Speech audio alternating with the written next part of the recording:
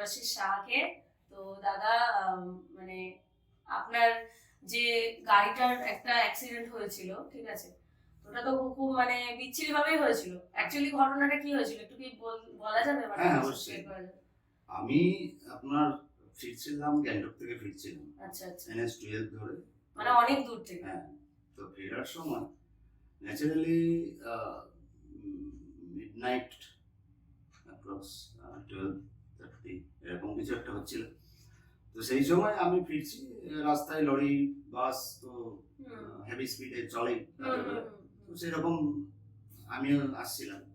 আস্তে আস্তে আপনার হঠাৎ করে দুটো শেয়াল রাস্তার লেফট সাইড থেকে রাইট সাইডে ওভারটেক করে।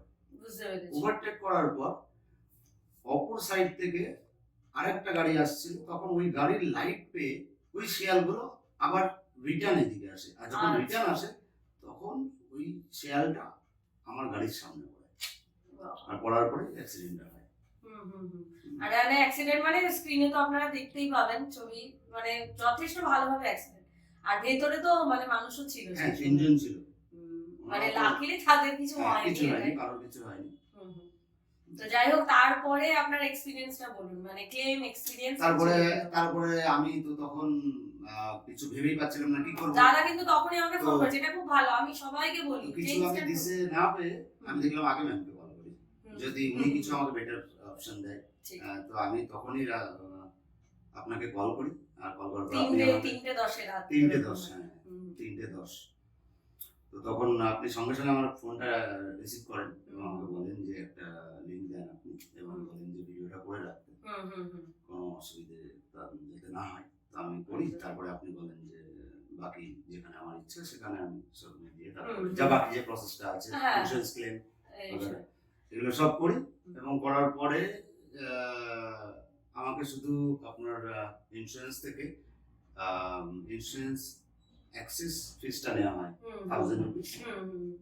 মানে আমি একটু বলে দিই, দাদার অ্যাকচুয়ালি 100% পলিসি করানো ছিল, ঠিক আছে। আমি কোম্পানির নাম বলছি না, নাম বলাটা হবে, ঠিক আছে।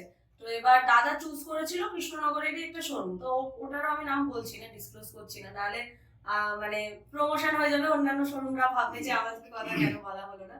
যাই হোক, রেনাউন্ড, মানে যথেষ্ট রেনাউন্ড শোরুম, সেখান থেকে দাদার কাজ কমপ্লিট হলো, এবং যেহেতু 100% ছিল, দাদার অনলি 1000 টাকার মতো লেগেছে। ওটা তো কম্পালসারি ডিডাক্টেবল একটা থাকে আইডিআই থেকে, হ্যাঁ ওটা, আর বাকিটা টোটালটা তাহলে কোম্পানি। আপনার ওভারঅল এক্সপেরিয়েন্স তাহলে কিরকম, মানে 10 এর মধ্যে কত দেবেন? আমি 10 এর মধ্যে 10। Thank you. তো যাই হোক, খুব ভালো লাগলো দাদাকে পেয়েছি আজকে, মানে আমাদের তেহট্টের অফিসে দাদাকে পেয়েছি, এটা অনেক ভালো, মানে ভালো লাগছে আমার, কারণ দাদার সাথে অনেক দিনের কাজ হয়, আজকে কিন্তু প্রথম দেখা সামনাসামনি, ঠিক আছে। তো ধন্যবাদ দাদা, ভালো থাকবেন। ওকে, থ্যাংক ইউ।